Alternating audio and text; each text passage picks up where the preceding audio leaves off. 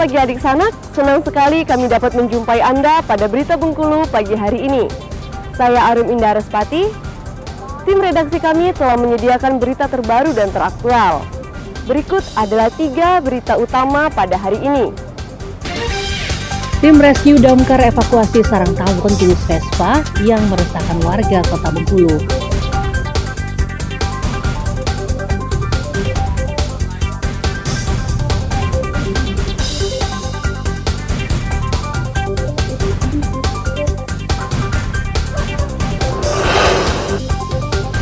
Kejaksaan Negeri Rejang Lebong tetapkan tersangka baru kasus dugaan korupsi proyek pembangunan laboratorium RSUD Curug tahun 2020.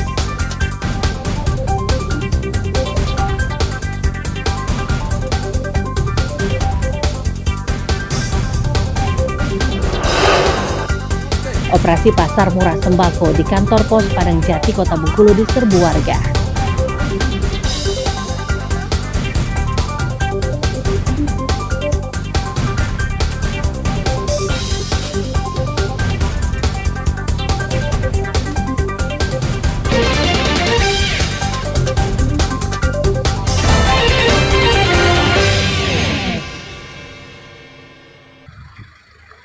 Tim rescue damkar Kota Bengkulu diterjunkan membantu warga Jalan Merpati 5, Kelurahan Rawa Makmur, mengevakuasi sarang tawon jenis Vespa yang bersarang di pohon milik salah satu warga.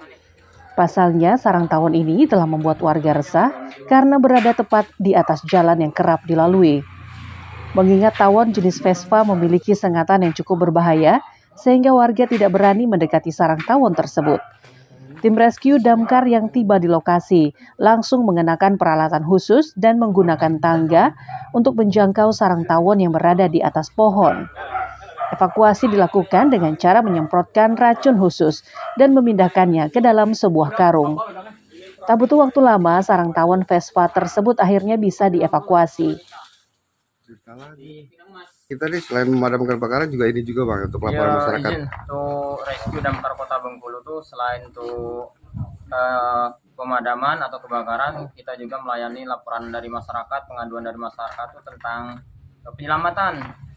Sebisal ada ular yang mengganggu dan meresahkan masuk ke rumah, ada sarang tawon atau taguan dan hewan-hewan peliharaan lainnya yang terjebak. Insya Allah rescue damkar Kota Bengkulu dipimpin Pak Kadis kami Pak Juliansah siap membantu masyarakat 24 jam. Petugas rescue PBK mengimbau warga agar tidak ragu untuk meminta bantuan untuk mengevakuasi hal yang sejenis maupun pertolongan lainnya.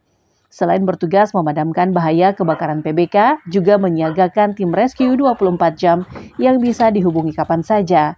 Tim Liputan melaporkan dari Kota Bengkulu. Tim Opsnal Satreskrim Polresta Bengkulu menggerebek sebuah rumah di salah satu kompleks perumahan di Kota Bengkulu. Rumah ini diduga menjadi lokasi praktik aborsi bermodus jual beli obat keras penggugur kandungan tanpa dilengkapi resep dokter. Selain menangkap 4 orang untuk dimintai keterangan, polisi juga menyita puluhan pil berbagai merek, diduga obat keras penggugur kandungan. Penggerebekan ini berawal dari informasi masyarakat karena rumah tersebut kerap didatangi oleh orang yang diduga akan menggugurkan kandungan. Dari pemeriksaan sementara 4 saksi tersebut, bisnis jual beli obat keras ini dilakukan oleh seorang wanita berinisial LWW 30 tahun yang sekaligus pemilik rumah. LWW sendiri saat ditangkap dalam kondisi mengandung 8 bulan. Ia berprofesi sebagai ibu rumah tangga namun memiliki latar belakang pendidikan kesehatan.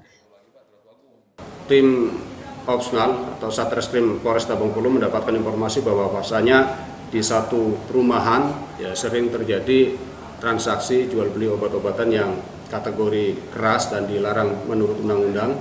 Kemudian setelah dilakukan penyelidikan, Satreskrim Polresta langsung bergerak menuju ke TKP dan melakukan penangkapan di kediaman pelaku yang berinisial LWW, seorang perempuan umur 30 tahun dan saat ini masih sedang hamil 8 bulan. Saat ini sedang dilakukan pengembangan apakah obat-obatan tersebut digunakan untuk hal-hal tertentu yang berdampak negatif karena masih dalam pengembangan. Hingga saat ini polisi masih mendalami kasus tersebut untuk mengetahui sudah berapa orang yang membeli obat keras dari terduga pelaku. Pasalnya pada penggerebekan ini, polisi juga menemukan banyak pesan singkat di ponsel terduga pelaku yang berisi testimoni dan hasil yang didapat usai meminum obat yang dijual LWW. Tim Liputan melaporkan dari Kota Bengkulu. Kejaksaan Negeri Rejang Lebong menetapkan tersangka baru kasus dugaan korupsi proyek pembangunan laboratorium RSUD Curup tahun 2020.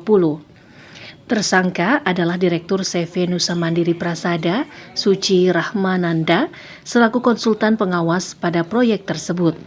Kepala Kejaksaan Negeri Francisco Tarigan mengatakan, Suci Rahmananda ini ditetapkan sebagai tersangka karena tidak menjalankan tugas sesuai kapasitasnya sebagai konsultan pengawas. Untuk mempermudah penyidikan, tersangka akan dititipkan sementara di Lapas Kelas 2A Curup bersama 2 tersangka lainnya yang telah ditetapkan sebelumnya. Kami menyampaikan perkembangan penyidikan terhadap pembangunan gedung laboratorium RSUD Rejang Lebong tahun anggaran 2020. Apa yang kami sampaikan saat ini sebagai perkembangan penyidikan, sebagaimana telah kami sampaikan beberapa hari lalu, kami telah menetapkan 2 orang tersangka dan sudah melakukan upaya paksa penahanan. Demikian juga hari ini kami menetapkan 1 orang tersangka kembali, yaitu Suci Rahmananda sebagai konsultan pengawas terhadap proyek pembangunan laboratorium RSUD ini. Pada kasus dugaan korupsi proyek pembangunan laboratorium RSUD Curup tahun 2020 ini, sebelumnya Kejaksaan Negeri Rejang Lebong telah menetapkan 2 tersangka.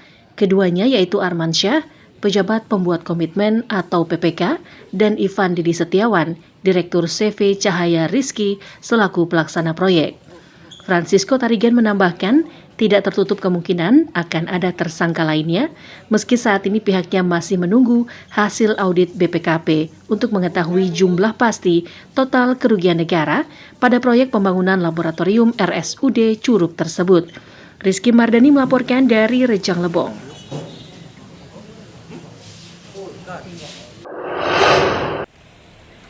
Pencurian ponsel kembali terjadi di Kota Bengkulu. Kali ini di sebuah toko percetakan di Jalan Irian, Kelurahan Tanjung Agung. Video rekaman CCTV memperlihatkan pelaku dengan ciri-ciri mengenakan helm hitam dan baju berwarna merah datang menggunakan sepeda motor. Melihat di dalam toko tidak ada orang, pelaku dengan santai langsung masuk dan mengambil 1 unit ponsel milik karyawan yang sedang di-charger. Pelaku dengan cepat mengambil ponsel tersebut dan langsung pergi meninggalkan lokasi. Pelaku juga sempat dilihat oleh korban, namun korban mengira pelaku adalah pelanggan toko. Jumadi baru curiga setelah pelaku terlihat pergi dengan terburu-buru dan setelah dicek ponselnya sudah tidak berada di tempat. Di bawah lagi kerja mau potong akrilik. Oh, abang lagi kerja di bawah, bang ya? Itu katanya sempat sepapasan tuh bang dengan pelaku pengambilan HP itu seperti apa bang? Iya, pas dia masuk dalam tuh kan aku curiga tuh baik ke atas ya, ke atas nengok dia baik tuh nengok tuh lah jauh aku masuk dalam nengok HP dia ada lagi. Oh, hilang. Berarti sempat nengok itu pelaku tuh ya? Iya, Untuk ciri-cirinya seperti apa tuh bang waktu abang nengok? Tidak apal juga bang. Berkumis tidak ya? Hah? Pokoknya berkumis. Pokoknya tidak kumis. Dia pakai kendaraan apa kemarin? Pakai FU warna putih hitam. Kalau pakaiannya baju apa bang? Pakai merah sama celana putih. Akibat kejadian ini, Jumadi menderita kerugian hingga 2 juta rupiah lebih. Sebelumnya, pencurian ponsel juga telah 2 kali terjadi di toko ini. Meski demikian, ia belum melaporkan kejadian ini ke polisi. Tim Liputan melaporkan dari Kota Bengkulu.